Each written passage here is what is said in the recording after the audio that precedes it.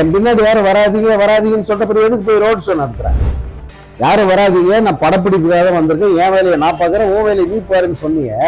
உன் வேலையை பார்த்து நீங்க ஏர்போர்ட்ல இருந்து அப்புறம் எதுக்கு ரோட் ஷோ நடத்துற? தாவறாங்களாம், குதிக்கிறாங்களாம், மரத்துக்கு தாவறாங்களாம். அதெல்லாம் யார் ஏற்பாடு பண்றது? நீயே பண்ணது. நீயே எல்லா ஏற்பாடும் பண்ணிட்டு ஏதோ ஒன்றும் தெரியாத மாதிரி வந்து பேட்டி வேற கொடுக்குற. இந்த படம் வந்து டிசாஸ்டர் அப்படின்னு சொல்றவன் குருட்டு கபோதின்னு அர்த்தம். அது உள்குத்தெல்லாம் கிடையாது, நேரடியாக வெளிக்குத்துதான். அஜித்துக்கு வந்து எந்த ஒரு உள்நோக்கமும் கிடையாது, எந்த ஒரு ஹிடன் அஜெண்டாவும் கிடையாது அவருக்கு. அதனால மனசுல இருக்கிறத ஓப்பனா சொல்றாரு. இப்போ அரசியலுக்கு வந்திருக்காரு விஜய், அவருக்கு உண்மையில தான் நோக்கமா மக்களுக்கு சேவை செய்யறதுக்காக தான் வந்து இத்தனை கோடிகளை விட்டுட்டு அவர் வந்து உட்கார்றாரு. போய் தனி விமானத்துல இறங்குறாரு. ஒரு ட்ரிப் அதுக்கு எவ்வளவு தெரியுமா செலவு? 8 கோடி ரூபாய். 8 கோடி வந்து அவருக்கு செலவு பண்ண ஆள் இருக்கு. நீ இது வரைக்கும் சம்பாதிச்சு வச்சிருக்கிய, இந்த காசை செலவு பண்ணி தான்டா நீ அரசியல் பண்ணணும் அப்படின்னு வேணா சொல்லி பாருங்க. அல்லது அதுதான் நிர்பந்தம் பண்ண அடுத்த நாள் தலை தெறிக்கு திருப்பி சினிமா இண்டஸ்ட்ரிக்குள்ள வந்துடுவார்.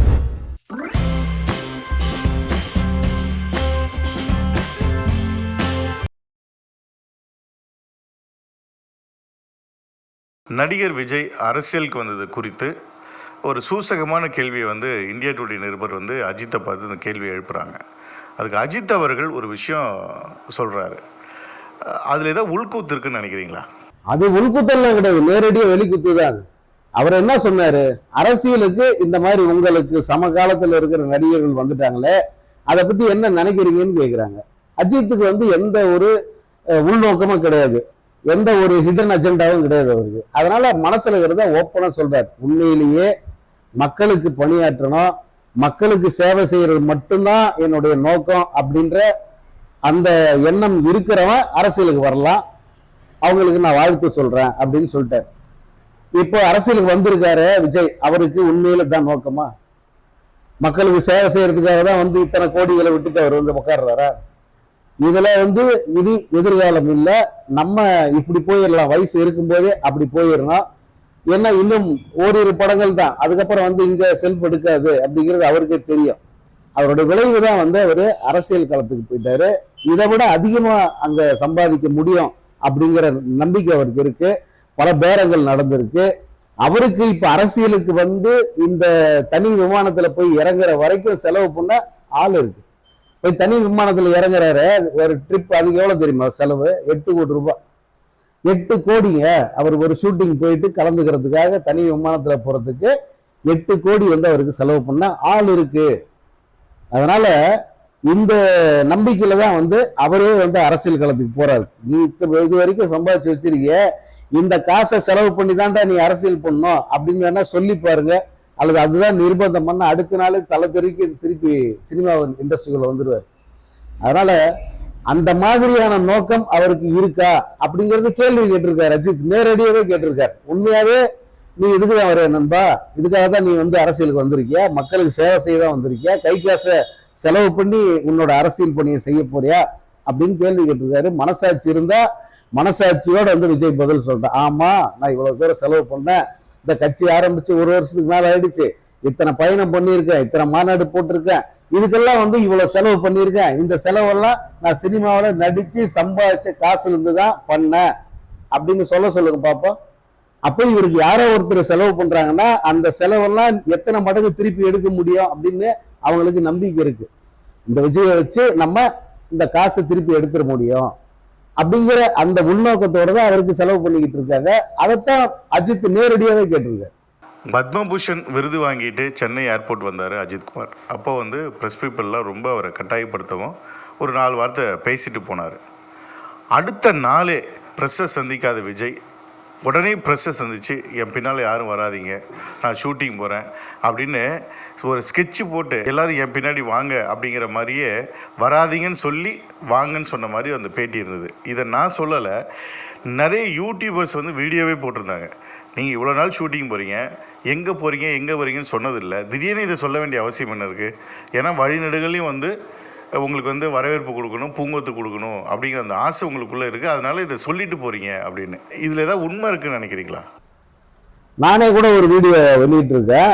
ஆக்சுவலாக விஜய்க்கு எப்படி இந்த கூட்டம் கூடுது, எப்படி இவங்களெல்லாம் கொண்டு வராங்க அப்படிங்கிறத அதில் சொல்லியிருக்கேன். இவர் வந்து தனி விமானத்தில் ரகசியமாக தானே ஏர்போர்ட்டுக்கு போகிறாரு. ரகசியமா போற விஷயம் எப்படி ரசிகர்களுக்கு தெரியும்? அப்புறம் எப்படி அவ்வளவு பேர் அங்க கூடுறாங்க? என்ன சொல்லி கூப்பிட்டு வராங்க? விஜய் பார்க்கலாம் வாங்க, எல்லாரும் வாங்க, விஜய் கிளம்பிட்டாரு, மதுரைக்கு வர்றாரு, மதுரையில ரோட் ஷோ பண்ணலாம் அப்படின்னு அவங்க திட்டமிட்டு அவங்கள வர வைக்கிறாங்க. அவங்க எல்லாம் ஏதோ திடீர்னு வர்றவங்க கிடையாது. விஜய் வந்து இத்தனை நாள், இப்போ இன்னைக்குதான் முதல்ல அவர் வந்து விமானத்துல வர்றாரு அல்லது ஷூட்டிங் கலந்துக்கிறாரா? இதுக்கு முன்னெல்லாம் அவர் வெளிநாட்டுக்கு வெளியூருக்கெல்லாம் விமானத்துல போனது இல்லையா? அப்பெல்லாம் யாராவது பார்க்க வந்தாங்களா? யாராவது 10 பேரா வந்திருப்பாங்களா? ஏதோ கீழே போட்டு தொலைச்சிட்டு தேடின மாதிரியே தலையை குடிச்சுக்கிட்டே தானே போவாரு இதுக்கு முன்னெல்லாம். இப்ப மட்டும் எப்படி இதெல்லாம் தெரியுதுன்னா இதுதான் அரசியல். இனி அரசியல்ல நம்ம வந்து எடுபடணும் அப்படின்னு சொன்னா இந்த கிம்மிக் இது எல்லாத்தையும் வந்து செஞ்சுதான் ஆகணும். அதைத்தான் வந்து அவர் செய்யறாரே தவிர இதை வந்து ஏதோ அவரை பார்க்கறதுக்கு அப்படியே ஆர்வம் மிகுதியில் அவ்வளவு பேர் திரண்டு வந்துட்டாங்க அப்படியெல்லாம் ஒண்ணும் கிடையாது. இவங்க திட்டமிட்டு திரட்டுறாங்க. அது கோயம்புத்தூரா இருக்கட்டும் அல்லது மதுரையா இருக்கட்டும், இது எல்லா ஊர்லயுமே வந்து இது ரெகுலரா நடக்கும். எதனாலன்னா விஜய்க்கு இவ்வளவு சப்போர்ட் இருக்கா, விஜய் பின்னாடி இவ்வளவு பெரிய கூட்டம் இருக்கா, இதெல்லாம் ஓட்டா இதுல ஒரு பாதியாவது ஓட்ட மாறாதா அப்படிங்கிற நப்பாசையில விஜய்க்கு துணை முதல்வர் பதவியா ஒரு 90 சீட்டும் கிடைச்சிரும் அப்படின்ற நம்பிக்கையில தான் இந்த மாதிரியான அந்த பரப்புரைகளை வந்து பண்ணிக்கிட்டு இருக்காங்க. திட்டமிட்டு வந்து அவர் வெளியே போறது, அவரை பார்க்கறதுக்கு ஆட்களை கூப்பிடுறது, இதெல்லாம் பக்காவா பிளான் பண்ணி தான் நடக்குது. என் பின்னாடி யாரும் வராதீங்கன்னு சொல்ற பிறகு எதுக்கு போய் ரோட் ஷோ நடத்துறேன்? யாரும் வராதீங்க, நான் படப்பிடிப்புக்காக தான் வந்திருக்கேன், என் வேலையை நான் பார்க்கறேன், உன் வேலையை நீ பாருன்னு சொன்னீங்க. உன் வேலையை இவன் பார்த்த நீங்க ஏர்போர்ட்ல இருந்து அப்புறம் எதுக்கு ரோட் ஷோ நடத்துற? ரோட் ஷோ நடத்துறது என்ன? அப்ப முன்கூட்டியே எல்லாமே வந்து சொல்லி வச்சுதானே பண்ணுகிறேன். இவங்க எல்லாம் எதோ எதிர்பாராம அப்படியே திரண்டு வந்துட்டாங்களாம், தாவறாங்களாம், குதிக்கிறாங்களாம், மரத்துக்கு தாவறாங்களாம். அதெல்லாம் யார் ஏற்பாடு பண்றது? நீயே பண்ணது. அது நீயே எல்லா ஏற்பாடும் பண்ணிட்டு ஏதோ ஒன்றும் தெரியாத மாதிரி வந்து பேட்டி வேற கொடுக்குற.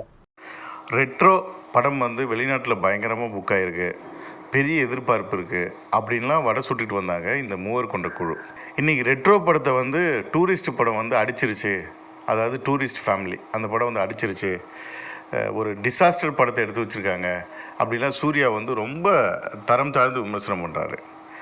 இவங்களுடைய அஜெண்டா வந்து விஜயை தவிர வேறு எந்த ஹீரோவுடைய படமும் தமிழ்நாட்டில் ஓடனதில்லை, எந்த ஹீரோவுடைய படமும் பெரிய வசூல் கொடுத்ததில்லை அப்படிங்கிறத இவங்களுக்கு கொடுக்கப்பட்ட அஜெண்டா அப்படின்னு பல பேர் வந்து வெளிப்படையாக பேச ஆரம்பிக்கிறாங்க. இது உண்மையா சார்? அதை எல்லாருக்கும் தெரிஞ்சிருக்காங்க, எல்லாருமே அதை சொல்றாங்கல்ல. அவங்க எல்லாம் யாராவது சொன்னாங்கன்னா யாருமே நம்புறதில்லை இப்பெல்லாம். அந்த அளவுக்கு வந்து நம்பகத்தன்மையை சம்பாதிச்சுக்கிட்டாங்க இந்த மாதிரி பேசுறவங்க எல்லாம். ரெட்ரோ படம் வந்து அந்த படம் ஏதாவது தப்பான படமா? யோசிச்சு பாருங்க, அது தப்பான படமா? அந்த படம் ஒரு சமூக அவலத்தை வந்து பேசுது. பல இந்த சமூகத்துல நடக்கிற பல விஷயங்களை எதிர்த்து குரல் கொடுக்குது அந்த படம். ஒரு ஒரு வகையில சூர்யா நடிச்ச படங்கள்ல இது அண்மை காலத்து படங்கள்ல இது இன்னொரு சிறந்த படம் அப்படின்னு சொல்லலாம். ஏன்னா அந்த அளவுக்கு விஷயம் அந்த படத்துல இருக்கு. அதே போல இந்த படம் வந்து டிசாஸ்டர் அப்படின்னு சொல்றவன் குருட்டு கபோதின்னு அர்த்தம். ஏன்னா அந்த படம் முதல் நாளே வந்து கிட்டத்தட்ட 47 கோடி வசூல் பண்ணுச்சு. அதற்கு அடுத்தடுத்த நாட்கள்ல ஒன்றும் பெருசா அதுக்கு கூட்டம் குறைஞ்சிடல, நல்லதான் இருந்தது, புக்கிங் நல்லதா இருந்தது. நீங்க திரையரங்குகளை பாருங்க அல்லது இந்த இணையதளங்கள்ல அந்த முன்பதிவு செய்யற இணையதளங்கள்ல போய் பாருங்க, அதுக்கு முன்பதிவு நல்லாதான் இருக்கு. யாரும் வந்து ஸ்கேம் பண்ணல. உள்ள 10 பேர் தான் பார்ப்பான், வெளியே வந்து 500 டிக்கெட் வித்துருச்சு அப்படின்னு சொல்ற மாதிரி ஸ்கேம் எல்லாம் அதுல நடக்கல. இந்த படம் ரிலீஸ் ஆகி 4 நாட்கள் முடிஞ்சிருக்கு. இந்த 4 நாட்கள்ல கிட்டத்தட்ட 100 கோடியை வந்து அந்த படம் நெருங்குது. வேற என்ன பண்ணணும்? அந்த படம் அதற்குரிய பொட்டன்ஷியல் என்னவோ அதை வந்து எடுத்துருச்சு அந்த படம். என்னை பொறுத்த வரைக்கும் ரெட்ரோங்கிறது சூர்யாவுக்கு ஒரு கம்பேக் படம் தான். அவருக்கு அது சரியான ஒரு கம்பேக் கொடுத்துருக்கு. அதே போல விநியோகஸ்தர்கள் தியேட்டருக்காரங்களையும் அந்த படம் பெருசா ஒன்றும் ஏமாத்திரல. அது இன்னும் ஒரு வாரம் ஓடிச்சுன்னா அந்த படம் வந்து ஒரு சூப்பர் ஹிட் அப்படிங்கிற ஒரு அந்தஸ்தாடையும், நான் பிளாக் பஸ்டர் அப்படின்னு சொல்ல வரல, அந்த படம் ஒரு சூப்பர் ஹிட் படம் தான். சூர்யாவை பொறுத்த வரைக்கும் வந்து அது ஏமாத்தாத படம். சூர்யாவை கூட வந்து அதை வந்து ரொம்ப சின்சியரா பண்ணியிருப்பாரு, நல்லா இருப்பாரு அந்த படத்துல. எந்த விதமான மிகையான விஷயமும் இல்லாம ரொம்ப ஹானஸ்டா அந்த படத்தை வந்து பண்ணியிருக்காங்க. அந்த படம் சிறப்பாக ஓடிக்கிட்டு இருக்கு. இது ஃபிளாப்பு, இது நல்லா ஓடலை அப்படின்னா பூனை கண்ணை மூடிக்கிட்ட உலகம் இருண்டு போயிடும் அப்படின்னு சொல்றதுக்கு சமாது. யாரோ சிலர் சொல்றதுனால வந்து அந்த படத்தோட வேல்யூ வந்து குறைஞ்சிடாது. ஏன்னா மக்கள் படம் பார்க்குறாங்க. படம் பார்த்துட்டு வர்ற அத்தனை பேர் வந்து படம் நல்லா இருக்கு, எனக்கு பிடிச்சிருக்கு, ரொம்ப நல்லா இருக்கு அப்படின்றான். தேட்டர்ல விசில் பறக்குது, கிளைமேக்ஸ் அவ்வளோ தூரத்துக்கு எல்லாம் ரசிக்கிறாங்க. அப்புறம் வேற என்ன வேணும்? நீ சொல்றவன் என்ன வேணா சொல்லிட்டு போலாம். சூர்யாவை பொறுத்த வரைக்கும் ரெட்ரோங்கிறது ஒரு சூப்பர் ஹிட் மூவி. கூலி, ஜெயிலர் 2 இதோட அப்டேட் என்ன சார்? கூலி படப்பிடிப்பு முடிஞ்சிருச்சு, போஸ்ட் ப்ரொடக்ஷன் கிட்டத்தட்ட முடிய போகுது. அதுல இன்னும் ரஜினி சார் மட்டும் டப்பிங் பேசல, மற்றபடி அந்த டப்பிங் பணிகள்லாம் கூட வந்து நடந்துகிட்டு இருக்கு. இன்னும் ஒரு மாசம், இந்த மே மாதத்துக்குள்ள வந்து எல்லா வேலையும் முடிஞ்சிடும். அதுக்கப்புறம் ஜூன் ஜூலை 2 மாசம் இருக்கு. அதுக்குள்ள அதுல அந்த 2 மாதங்களில் படத்துக்கான அந்த ப்ரொமோஷன் வேலைகள் அதை வந்து அவங்க ஸ்டார்ட் பண்ணுவாங்க. ஆல்மோஸ்ட் வந்து அது ரிலீஸுக்கு தயாராகிற ஒரு சூழல் வந்துருச்சு. நீங்க அனிருத்தோட அன்னைக்கு பேட்டியை பார்த்துருப்பீங்க. நான் படத்தை முழுசா பார்த்துட்டேன், படம் வந்து வேற ஒரு ரேஞ்சில் இருக்கு, செம்மையா இருக்கு அப்படின்ட்டு அவரு ரொம்ப அதை ரசிச்சு பாராட்டி இருந்து பார்த்துருப்பீங்க. இது வரைக்கும் தமிழ் சினிமா பார்க்காத வேற ஒரு ரேஞ்சில் வந்து அந்த படத்தை எடுத்து வச்சிருக்காரு அப்படின்னு தான் பார்த்து அத்தனை பேரும் சொல்றாங்க. அடுத்து ஜெயிலரை பொறுத்த வரைக்கும் அதோட ஷூட்டிங் போயிட்டு இருக்கு. 2 கட்ட படப்பிடிப்பு முடிஞ்சிருக்கு. ரஜினி சார் வந்து அண்மையில தான் கேரள படப்பிடிப்பு முடிச்சுட்டு சென்னை திரும்பி இருக்காரு. விரைவில் வந்து அடுத்த கட்ட படப்பிடிப்பில் அவர் கலந்துக்குவாரு. அதுக்கு முன்ன கூலிக்கு டப்பிங் பேசுவாரா அப்படின்றது தான் இப்போ இருக்கிற கேள்வி.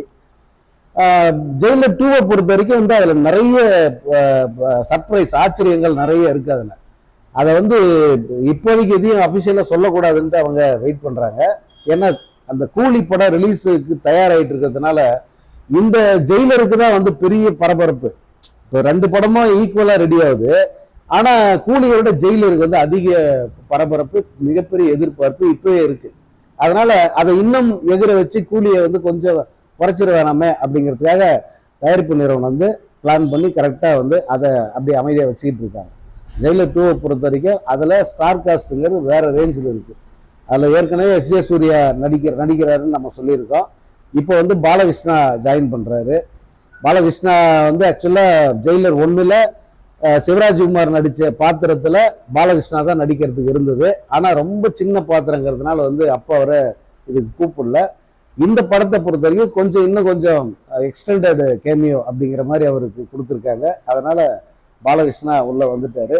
பாலகிருஷ்ணா அந்த படத்தில் நடிக்கிறேன் அப்படிங்கிறத 3 மாசம் முன்னாடியே சொல்லிட்டார் ஆக்சுவலா. ஆனா அதை வந்து அப்போ வெளியே தெரியல, ஏன்னா அவரு ஒரு பேச்சோட பேச்சு அதை சொல்லிட்டாரு. இப்போ வந்து அபிஷியலாவே வந்து அவர் உள்ள வந்திருக்காரு. இன்னும் அதை அறிவிக்கல, மற்றபடி வந்து பாலகிருஷ்ணா படத்தில் நடிக்கிறாரு. படப்பிடிப்பு வந்து அடுத்து இன்னும் ஒரு சில நாட்கள் கழிச்சு வந்து மீண்டும் படப்பிடிப்பு தொடங்க போகுது. அநேகமா இந்த படம் வந்து கூலி ரிலீஸ் டைமுக்குள்ளேயே கூட இந்த படத்தோட ஷூட்டிங்கை முடிச்சிருவாங்க போல இருக்கு. அந்த மாதிரி பிளான் பண்ணி வேகமா நடந்துகிட்டு இருக்கு. இந்த 2 படமுமே வந்து ரஜினியினுடைய பொன்விழா ஆண்டை கொண்டாடக்கூடிய அளவுக்கு அந்த பட வெளியீட்டை வந்து பிளான் பண்ணியிருக்கு சன் பிக்சர்ஸ். ஆகஸ்ட் 14 கூலி ரிலீஸு, ஆகஸ்ட் 15ஆம் தேதி ரஜினியோட பொன்விழா ஆண்டு தொடக்கம். அதுக்கப்புறம் 1 வருஷ காலம் வந்து அவருடைய அந்த பொன்விழா செலிப்ரேஷன்ஸ் தான். அதனால அந்த பொன்விழா ஆண்டின் தொடக்கத்தில் கூலியையும், அந்த பொன்விழா ஆண்டு நிறைவேறும்போது அல்லது அந்த மத்தியில் ஒரு பொங்கல் டைம்லையோ அல்லது அதற்கு பிறகு வருகிற அந்த தமிழ் புத்தாண்டு மாதிரியான அந்த காலத்தில் வந்து அந்த படத்தை வெளியிடுறதுக்கு திட்டமிட்டிருக்காங்க. ஏன்னா ரஜினியை பொறுத்த வரைக்கும் அவருக்கு வந்து ஆகஸ்ட் மாதங்கிறது ரொம்ப அவருடைய படங்கள் எல்லாமே சிறப்பாக ஓடிருக்கு. ஆகஸ்ட் மாதம் வெளியான அவருடைய அத்தனை படங்களும் முத்திரை படங்கள்ல தான் இருந்திருக்கு. முதல் படம் அபூர்வங்கள்லிருந்து பல படங்கள் ஆகஸ்ட் மாதம் வெளியாகி இருக்கின்றன. அதில் மிகப்பெரிய வசூலை குவிச்சிருக்கு, மிகப்பெரிய வெற்றியை பெற்றிருக்கிறது. அதனால இதையே வந்து அந்த ஆகஸ்டில் ரிலீஸ் பண்றாங்க. அந்த ஜெயிலர் 2 பொறுத்த வரைக்கும் வந்து அவருக்கு தமிழ் புத்தாண்டு நேரத்தில் வெளியிட்டாலும் வந்து அந்த படங்கள் மிகச்சிறப்பாக போகும். உதாரணம் சந்திரமுகி. அதனால தமிழ் புத்தாண்டுக்கு வந்து இந்த ஜெயிலர் 2 வந்து வெளியிடுறதுக்கு வாய்ப்பு இருக்கு.